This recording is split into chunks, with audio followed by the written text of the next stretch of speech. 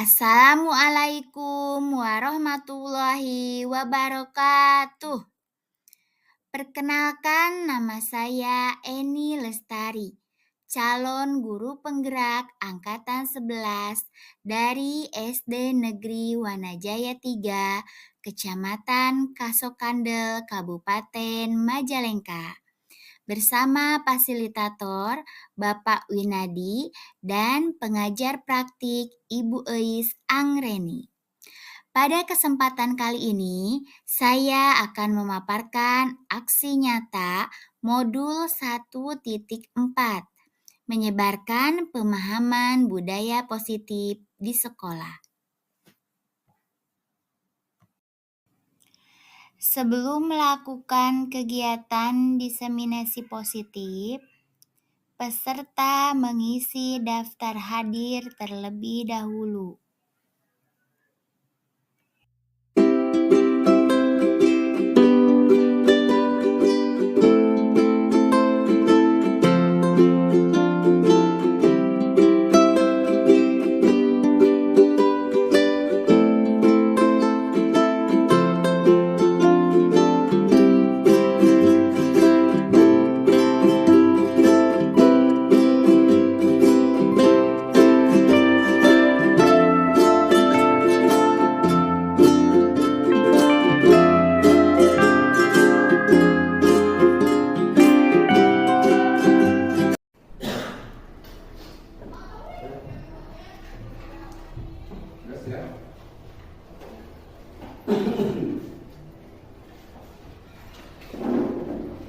Assalamualaikum warahmatullahi wabarakatuh.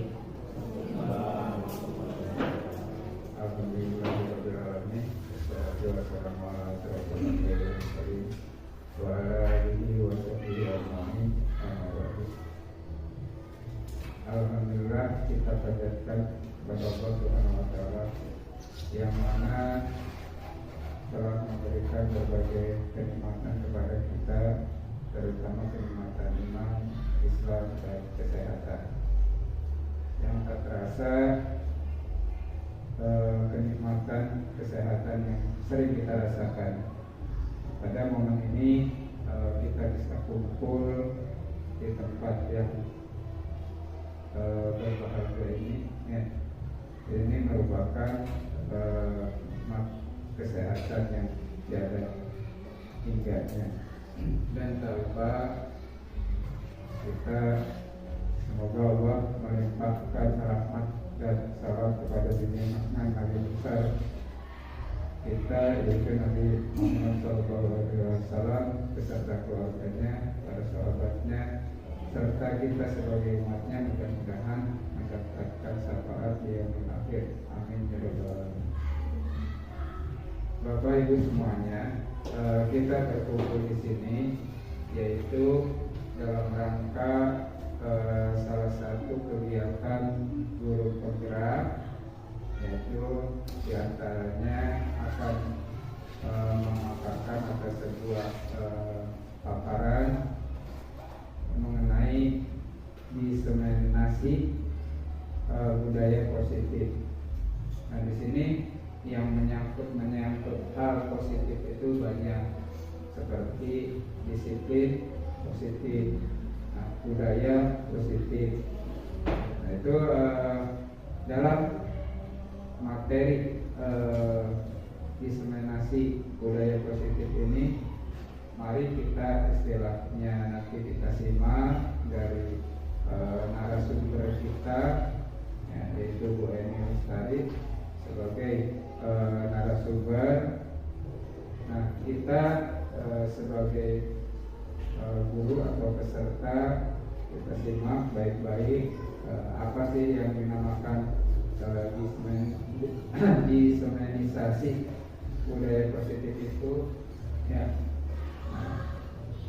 Apa yang dimaksud budaya positif di sini, apa saja, ya.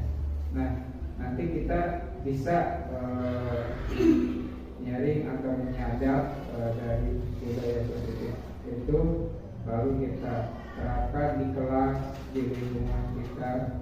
Nah, mudah-mudahan dengan adanya kegiatan semacam obrol ini ya, kita mudah-mudahan dengan kegiatan-kegiatan seperti ini saling bertukar pengalaman, mudah-mudahan sekolah kita semakin berkembang, semakin maju, dan rapat pendidikan juga mudah-mudahan istilahnya ada perbaikan atau ada perubahan. Nah, untuk itu saya tidak akan panjang lebar, akan mengucapkan banyak terima kasih kepada rekan-rekan yang bersedia untuk mengikuti acara ini, dan supaya tidak banyak menyita waktu, saya lanjut saja. Saya serahkan kepada narasumber Berani Lestari SPD. Waktu kami silakan.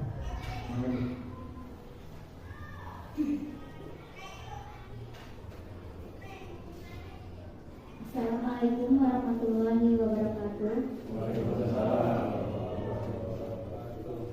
Alhamdulillahirabbil alamin wa bihi nasta'inu ala umuri dunya wa din wa ala alihi wa sahbihi ajmain. Pertama-tama marilah kita panjatkan puji dan syukur kita kehadirat Allah Subhanahu wa taala yang telah memberikan nikmat sehat kepada kita semua sehingga kita bisa berkumpul di tempat ini. Salawat dan salam marilah kita limpahkan kepada Nabi Muhammad Sallallahu Alaihi Wasallam, kepada para sahabatnya, para tabi'in, dan kepada kita semuanya. Sebelumnya saya mengucapkan terima kasih atas kehadiran rekan-rekan semua di sini untuk acara diseminasi budaya positif. Sebelumnya saya meminta izin ya Pak, Pak Diding, Guru Senior, Pak Anco, Pak Nana. Ya, di sini saya bukan bermaksud untuk menggurui, tapi di sini saya ingin berbagi pengalaman. Kebetulan saya mengikuti program guru penggerak, jadi saya ingin berbagi pengalaman praktik baik apa yang saya dapatkan dari materi yang sudah saya dapatkan kemarin.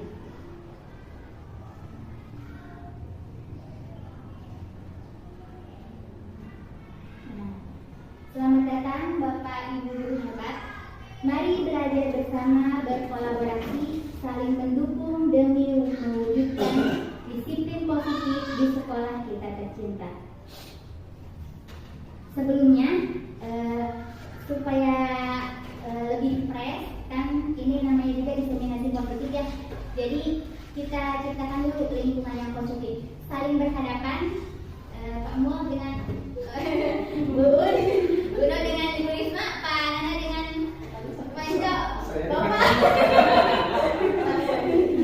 Ya, selama 30 detik saling berhadapan ya. Selama 30 detik saling berhadapan dan tersenyum ya.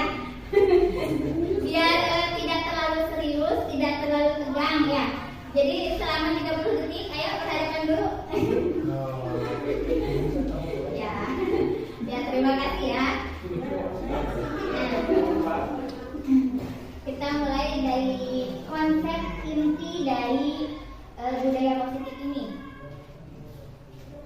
Di sini kita akan belajar mengenai perubahan paradigma belajar, akan belajar tentang disiplin positif, akan belajar tentang motivasi perilaku manusia, akan belajar tentang keyakinan kelas, kebutuhan dasar manusia, positive control, dan yang terakhir penyelesaian masalah dengan segitiga restitusi. Nah, perubahan paradigma belajar. Pembelajaran dengan pembelajaran paradigma baru dirancang berdasarkan prinsip pembelajaran yang terdiferensiasi, sehingga setiap siswa belajar sesuai dengan kebutuhannya dari tahap perkembangannya untuk mewujudkan profil pelajar Pancasila. Sudah kita belajar sebelumnya ya, kalau profil pelajar Pancasila itu apa saja? Beriman dan bertakwa, berkebinekaan global, gotong royong, kreatif, bernalar kritis, dan mandiri. Bisa dinyanyikan? Ayo, 1, 2, 3. Belajar Pancasila, beriman dan bertakwa pada Tuhan yang Esa, dan berakhlak mulia, berkebinekaan global, gotong royong mandiri, kreatif dan bernalar kritis. Oke, tepuk tangan untuk kita semua. Jadi dalam pembelajaran itu diharapkan setiap anak yang kita didik memiliki berapa ini 6 profil pelajar Pancasila ini ya. Jadi sekarang ada permainan lagi berdua seperti tadi. Ya, Anda dan teman Anda akan melakukan kegiatan cobalah buka. Jadi kegiatannya itu apa? Cobalah buka. Jika Anda adalah A, tugas Anda adalah mengepalkan salah satu tangan Anda. Jadi tangannya dikepalkan. Misalkan Pak Diding tangannya dikepalkan. Nah, Pak Beli tugasnya coba Anda bayangkan bahwa Anda menyimpan sesuatu yang sangat berharga di dalam kepalan tangan tersebut. Jadi Pak Diding itu kan tadi mengepal, jadi bayangkan di dalam tangannya itu terdapat sesuatu yang sangat berharga. Nah, sangat penting untuk kehidupan Anda. Nah, sekarang tugas B, tugas Pak Beli adalah mencoba dengan segala cara membuka kepalan tangan Pak Diding. Ya, bisa dengan dibujuk, bisa dengan memarahi, bisa dengan menggoda, bisa dengan menggelitik, bahkan menawari dengan uang misalkan, agar bisa bersedia membuka kepalan tangan tersebut. Siap? Siap? Siap? Ya, coba dibagi tugas. Siapa yang mau jadi A, siapa yang mau jadi B? Ya, coba nanti bergantian ya dalam waktu 30 detik saja, 30 detik saja, coba. Coba. Nanti bergiliran kalau sudah Pak Didi berhasil tidak membuka tangan. Kalau berhasil, ya, kalau sudah berhasil laporan. Ya, coba dalam waktu hitungan 3, 1, 2, 3. Ayo bisa ya. Giliran, tugasnya giliran. Yang B jadi A, A jadi B.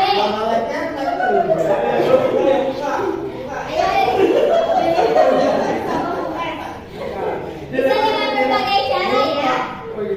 Ya, sudah? Ya, terima kasih.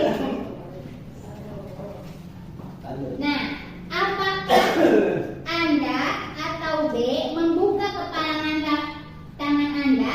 Tadi apakah Pak Diding bisa membuka kepalan tangannya? Tidak? Bisa.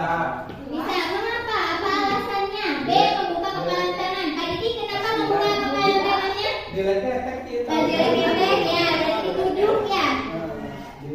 Nah, misalkan ada yang tidak membuka tidak? Ada yang kekeh dengan pendiriannya, saya mau mempertahankan ini kepalan tangannya, ada?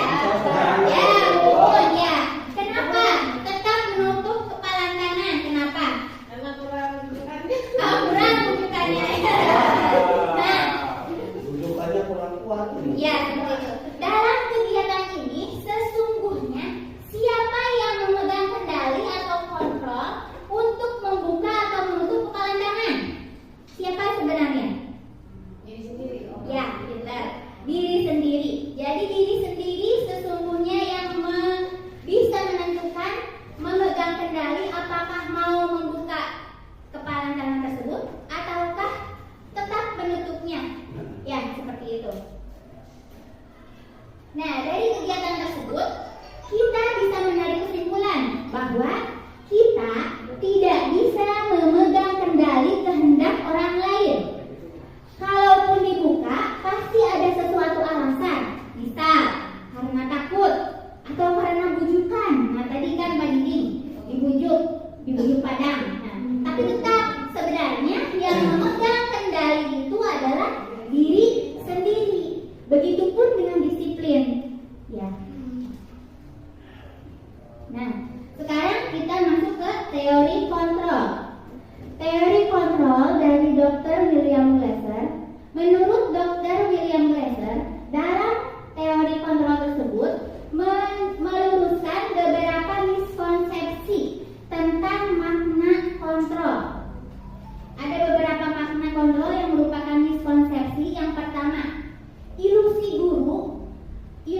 bahwa guru itu bisa mengontrol murid.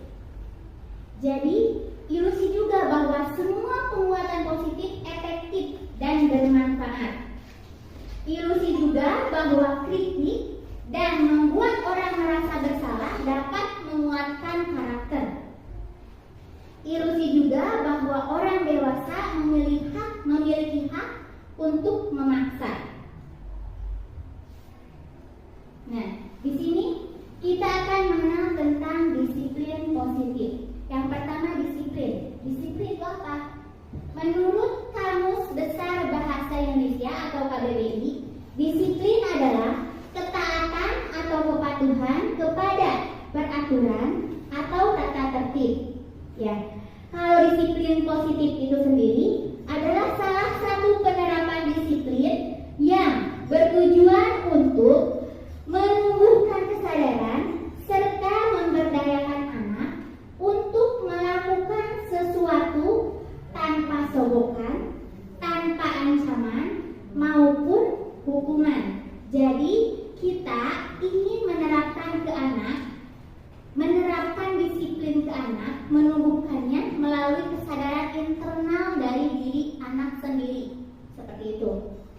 Jadi dalam disiplin positif ini menciptakan murid yang memiliki disiplin diri sehingga berperilaku yang mengacu pada nilai-nilai kebajikan universal dan motivasi intrinsik. Kita garis bawahi ya. Jadi disiplin positif ini motivasinya dari mana? Dari intrinsik atau dari dalam diri anak.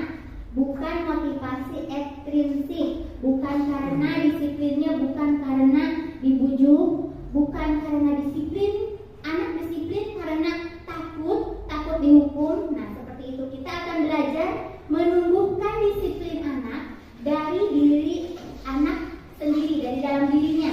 Seperti itu.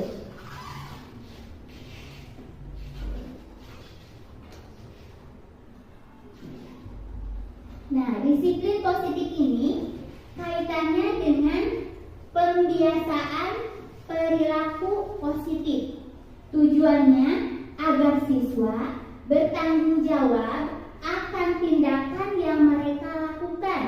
Harapannya, ketika anak-anak sudah memiliki disiplin positif, anak-anak mampu mengontrol diri dalam melakukan suatu tindakan. Nah, motivasinya juga bukan karena takut hukuman atau karena ingin mendapatkan hadiah atau imbalan, tapi mereka melakukan karena sesuatu itu, melakukan disiplin itu karena kesadaran dari dirinya sendiri.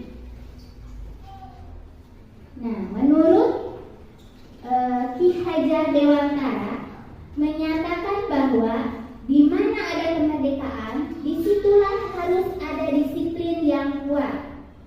Sungguh pun disiplin itu bersifat self-disiplin, yaitu kita sendiri yang mewajibkan kita dengan keras-kerasnya. Tetapi itu sama saja, sebab jikalau kita tidak cakap melakukan self-disiplin, wajiblah penguasa lain mendisiplinkan kita. Dan peraturan demikian itulah harus ada di dalam suasana yang merdeka. Nah, disiplin positif ini nilai-nilai kebajikannya ya.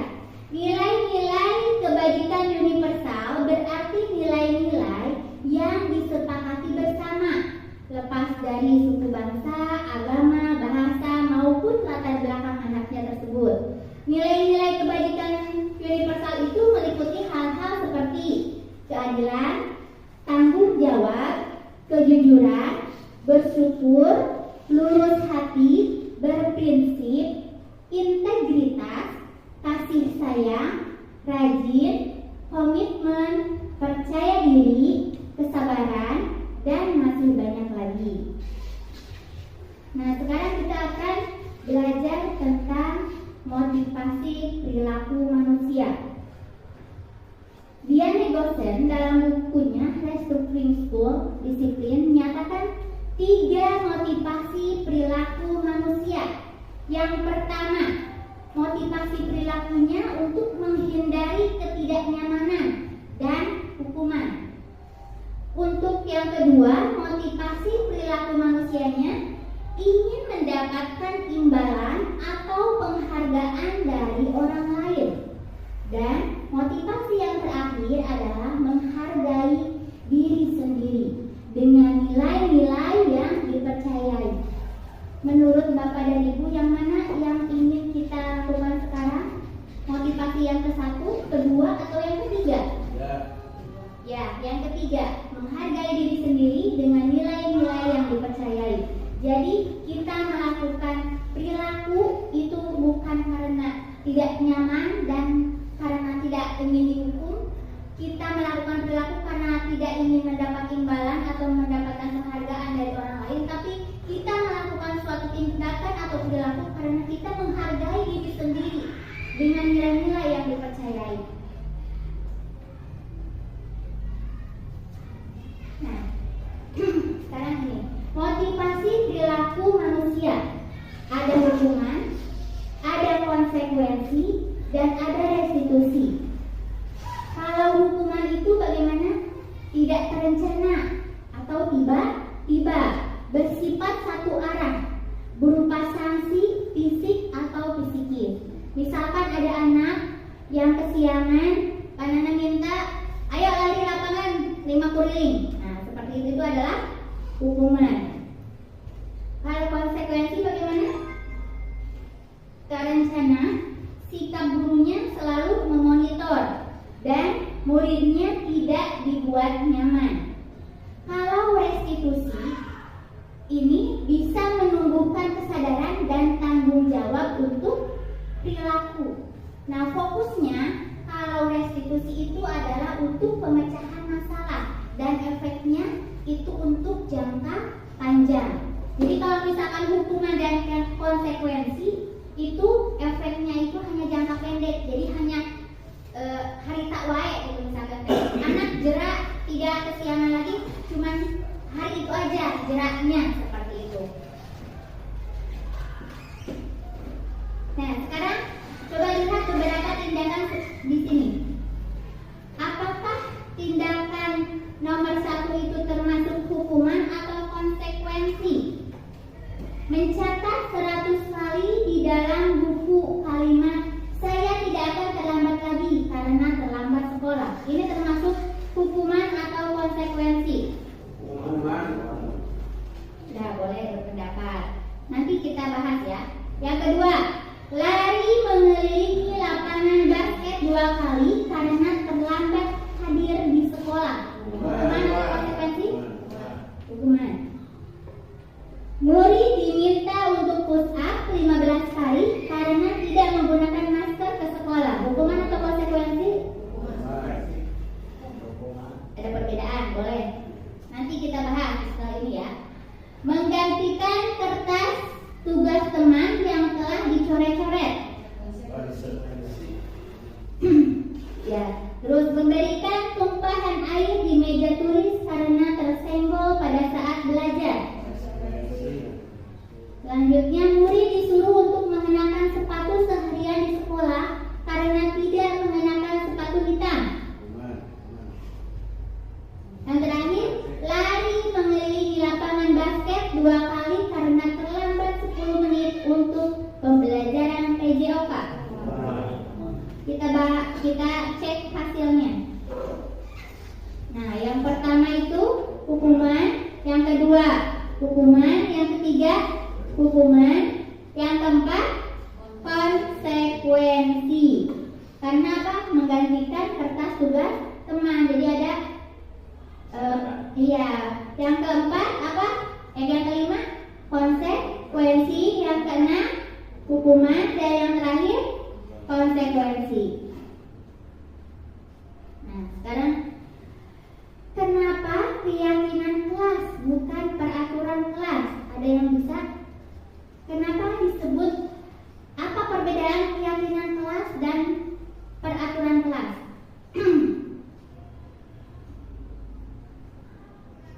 Keyakinan kelas yang dibuat bersama-sama Dengan lingkungan peraturan? Peraturan bisa dibuat dengan satu sekolah.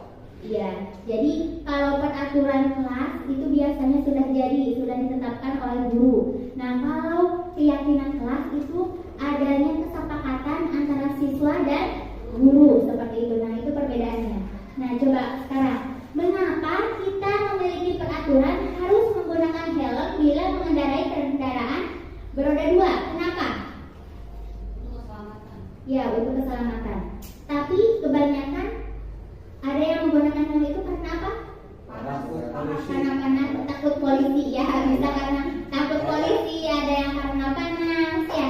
Jadi sebagian semoga kita selanjutnya, mengapa kita memiliki peraturan harus datang tepat waktu pada saat menghadiri kegiatan? Mengapa? Karena ya supaya tidak ngaret. Ya, terus karena takut dihukum bisa ya. Ya, tadi ya sudah dibahas oleh Pak Mun bedanya keyakinan kelas dan peraturan kelas. Kalau peraturan dibuat dan disepakati oleh guru dan siswa, kalau keyakinan kelas dibuat dan disepakati oleh guru dan siswa, kalau peraturan kelas dibuat oleh guru, jadi hanya satu arah, tidak ada kesepakatan antara guru dan siswa, seperti itu. Pembentukan keyakinan kelas. Keyakinan kelas itu bersifat lebih abstrak daripada peraturan. Keyakinan kelas berupa pernyataan yang universal. Pernyataan keyakinan kelas senantiasa dibuat dalam bentuk kalimat positif, ya, digarisbawahi dalam bentuk kalimat positif kalimatnya. Keyakinan kelas hendaknya tidak terlalu banyak sehingga mudah diingat dan dipahami oleh semua warga kelas. Keyakinan kelas sebaiknya sesuatu yang dapat diterapkan di lingkungan tersebut. Semua warga kelas hendaknya ikut berkontribusi dalam pembuatan keyakinan kelas. Contoh keyakinan kelas: jujur dalam bertindak, saling menyayangi, menjadi murid yang menyenangkan, ceria, dan bahagia, menjelaskan kebersihan lingkungan kelas dan sekolah, bekerja sama dan menjaga kebersihan kelas, saling peduli, menghargai, dan membantu satu sama lain, menjaga dan meletakkan barang sesuai tempatnya, tepat waktu dan aktif di kelas, mengerjakan tugas tepat waktu. Contohnya seperti itu. Di kelas apakah sudah ada yang membuat keyakinan kelas? Sudah ya, kamu sudah. Kuno udah. Nah, sekarang ice breaking dulu ya. Semuanya berdiri.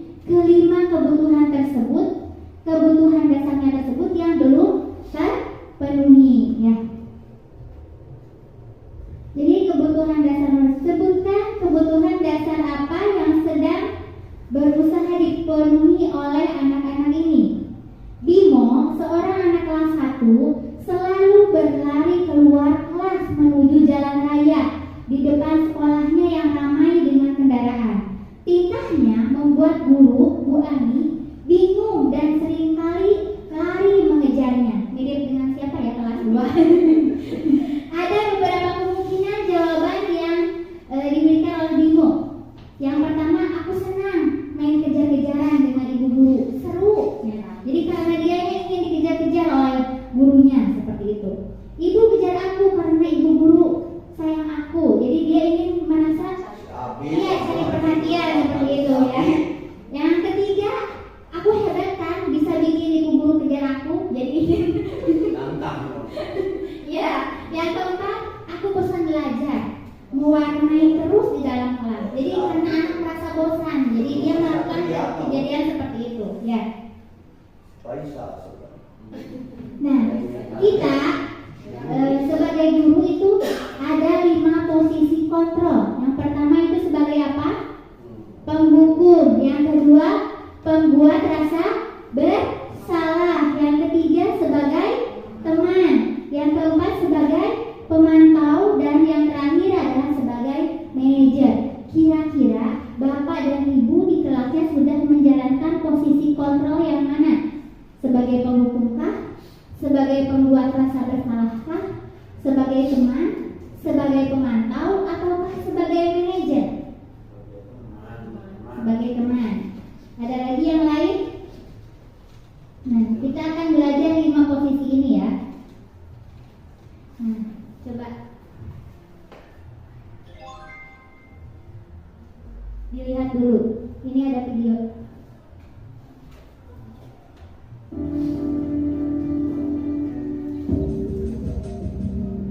Ini contoh video yang posisi kontrolnya sebagai penghukum.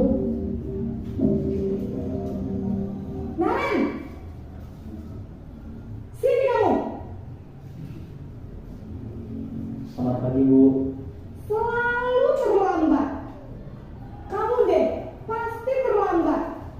Maaf, Bu. Saya Apa? Apa coba? Alasan kamu apa lagi? Kapan sih kamu tidak terlambat? Malas sekali ya kamu jadi anak. saya Dasar pemalas. Gak kapok-kapok sih kamu. Sudah berapa kali terlambat? Sana, kamu keliling lapangan basket 2 kali. kenapa saya harus keliling lapangan basket, Bu? Kenapa? Kamu melawan ibu. Berani-beraninya jawab. Sudah terlambat, masih berani jawab pula. Sekarang, keliling lapangan basket 5 kali sekalian. Biar kapok. Cepat. Pergi sana ke lapangan.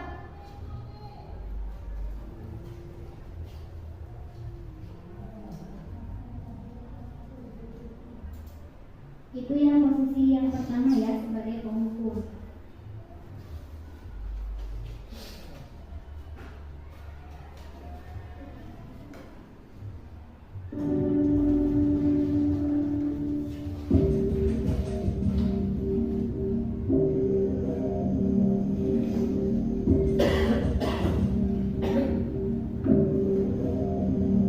Naren,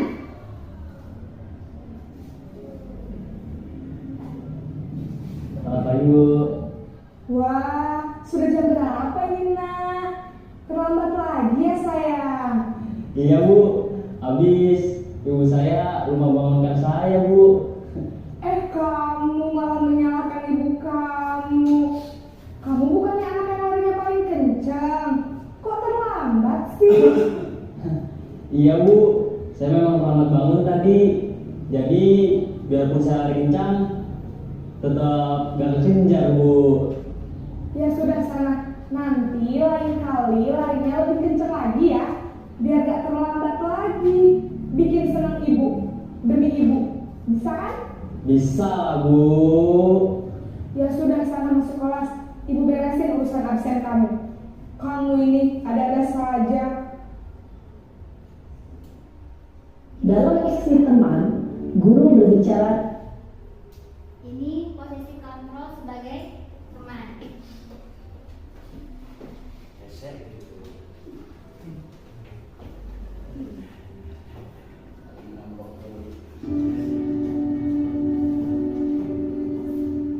Sekarang sebagai pemonitor.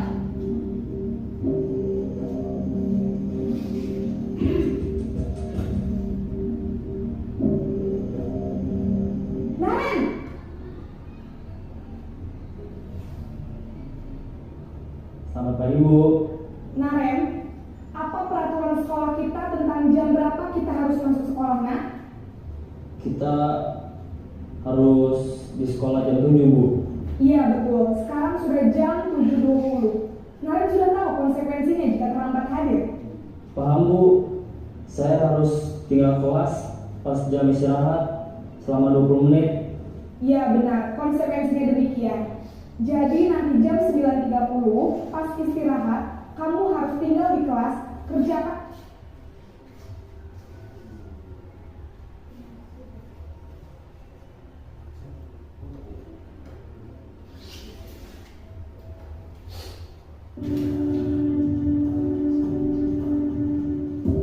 Ini yang posisi untuk posisi kontrolnya sebagai manajer.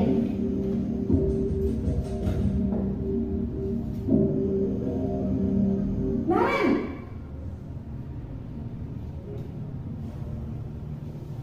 Selamat pagi Bu. selamat pagi Naren. Maaf Bu, saya terlambat. Iya, sekolah masuknya jam 7, sekarang sudah jam 7.20. Jadi sekarang bagaimana ini Naren? Maaf Bu, saya lupa setel alarm saya semalam. Baiklah, menurut kamu, keyakinan sekolah yang mana yang perlu kamu tingkatkan? Menghargai diri sendiri dan orang lain mungkin ya Bu.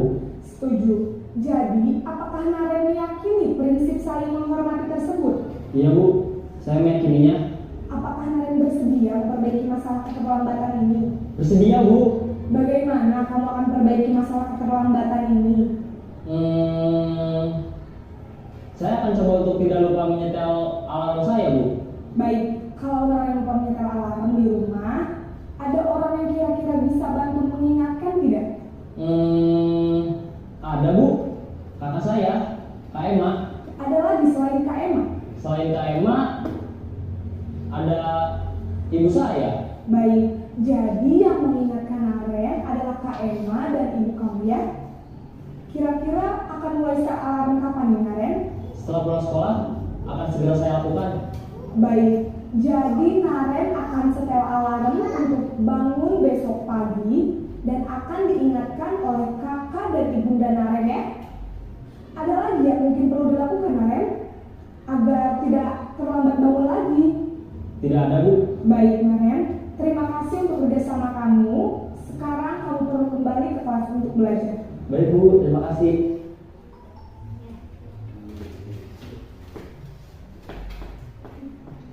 Dari kelima posisi kontrol tersebut, posisi kontrol yang baik yang mana? Sebagai manajer ya. Jadi sebisa mungkin saat kita menghadapi anak yang bermasalah, kita harus menjadikan posisi kita sebagai manajer ya. Coba sekarang analisis kalimat ini. Yang pertama, terlambat lagi, selalu datang terlambat. Kapan bisa datang tepat waktu? Kira-kira ini posisi kontrolnya sebagai apa? Ya, penghukum. Kalau yang kedua, ayo bantulah demi bapak ya, demi ibu ya. Ayo, ingat tidak bantuan ibu selama ini? Ya, sebagai teman. Yang ketiga, apakah kamu tahu kamu telah mengecewakan orang tua dan gurumu? Ya, pembuat rasa bersalah. Yang terakhir, peraturannya apa? Apa yang telah kamu lakukan? Sanksi atau konsekuensinya apa? Ini apa? Bukan, yang apa? Apa?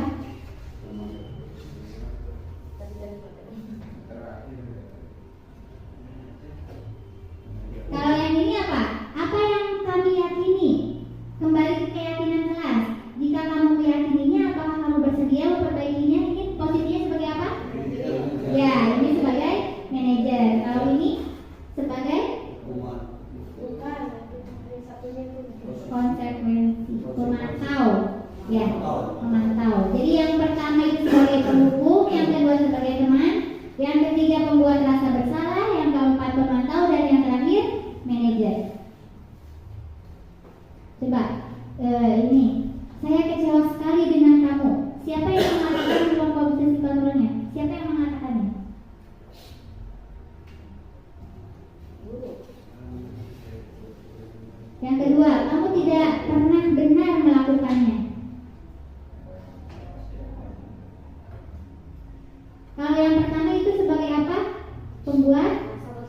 Ya, yang kedua,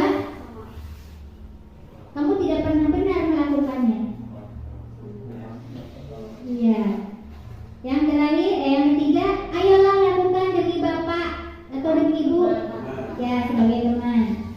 Apakah kamu mau mendapatkan stiker bintang hari ini?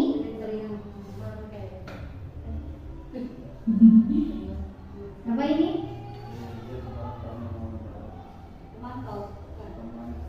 Iya. Yang keempat, bagaimana kamu bisa menyelesaikan masalah ini? Sebagai apa? Ya.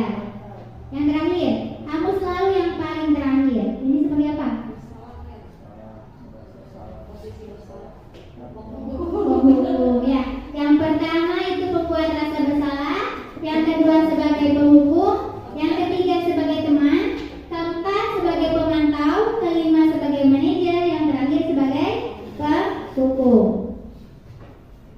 Nah, sekarang tentang segitiga restitusi, materi terakhir ya. Segitiga restitusi itu apa? Jadi segitiga restitusi itu adalah proses menciptakan kondisi bagi murid untuk memperbaiki kesalahan mereka sehingga mereka bisa kembali pada kelompok mereka dengan karakter yang lebih kuat. Di dalam tahapan penyelesaian masalah dengan segitiga restitusi ini ada tiga tahapan. Yang pertama itu adalah menstabilkan identitas. Yang kedua, validasi tindakan yang salah. Dan yang terakhir adalah menanyakan keyakinan.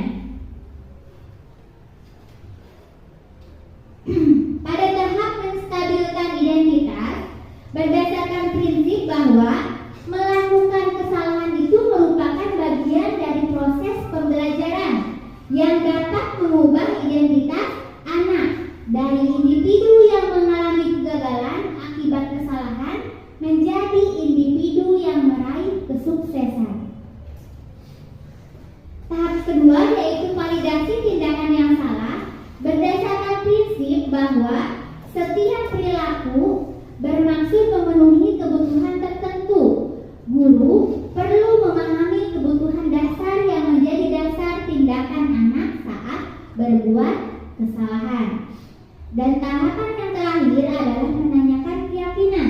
Dilakukan dengan memberikan pertanyaan-pertanyaan yang memiliki makna sehingga memicu motivasi intrinsik dan memungkinkan mereka mengaitkan keyakinan mereka dengan perilaku yang kurang tepat. Nah, di sini contohnya kasus 1, Ayla mencontek ke teman sebelahnya namanya Gitsa. Ayla mencontek saat ulangan karena malamnya tidak belajar, malah main terus bersama adik. Berikut skenario penyelesaian masalah dengan menggunakan segitiga restitusi.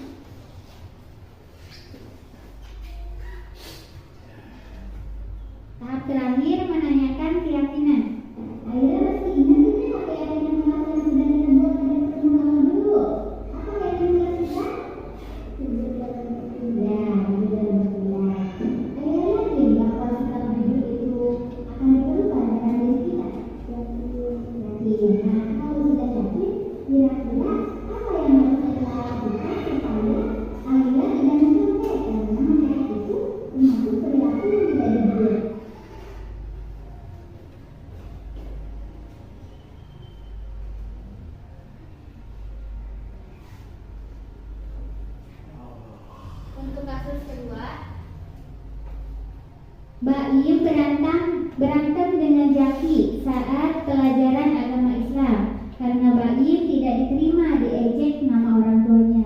Baim mendorong Jaki sampai terjatuh. Berikut skenario penyelesaian masalah dengan menggunakan segitiga restitusi.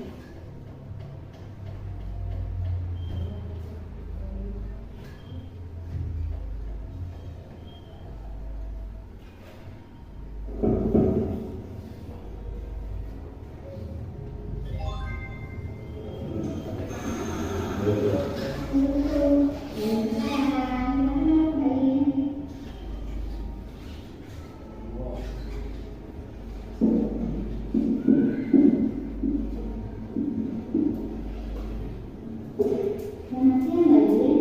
Selamat siang. Mbak Irin sudah tahu kenapa Ibu memanggil Mbak Irin ke sini?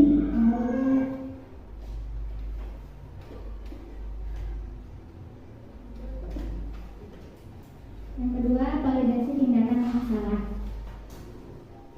Nah, apa yang Mbak Irin lakukan tadi saat pelajaran Islam di sekolah? Melakukan itu dengan siapa Mbak Irin?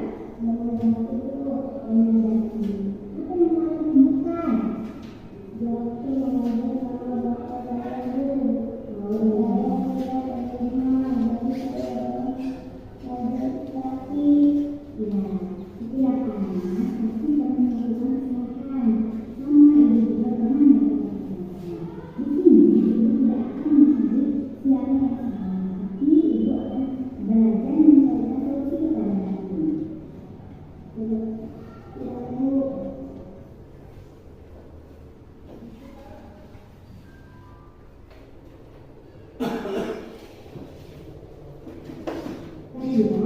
Sifat Baim dan tindakan Baim tersebut sesuai tidak dengan yang membuat satu kedua. Tidak, ya. Tidak dengan melakukan sebenarnya Baim. Apa yang Baim bisa lakukan untuk memperbaiki kesalahan ini? Apa yang Baim lakukan?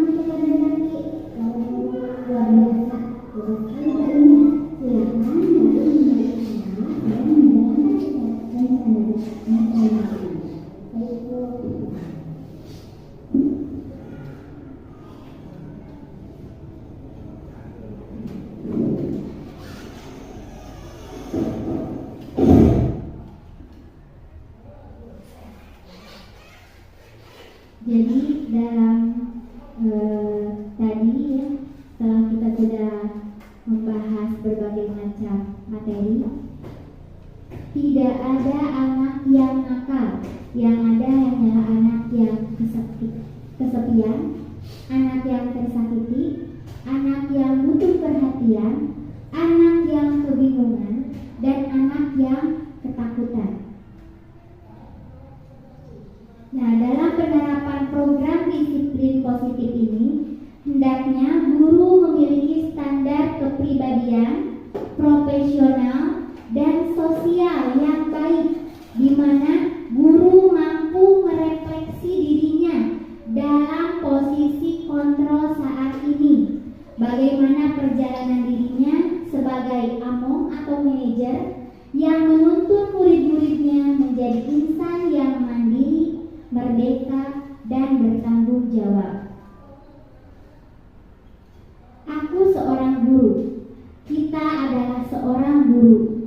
Terselip bangga ketika menjadi guru, bukan karena seragam yang kita sandang. Ada haru menyeruak ketika kami mendapat pelukan anak-anak. Ada bahagia yang menyelinap ketika dahi berpelut mereka tergantikan dengan sorakan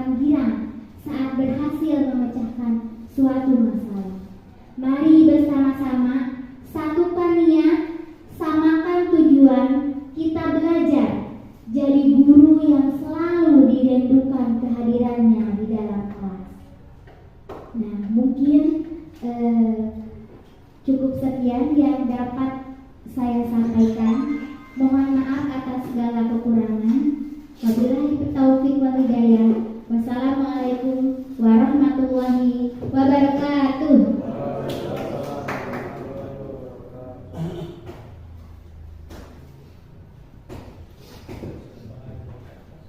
Ya, itulah gambaran dari narasumber kita. Mudah-mudahan rekan-rekan lebih paham, lebih tahu lagi dan lebih mengerti agar ilmu ini bisa bermanfaat untuk kita semuanya. Mungkin acara ini kita tutup dengan ucapan alhamdulillah.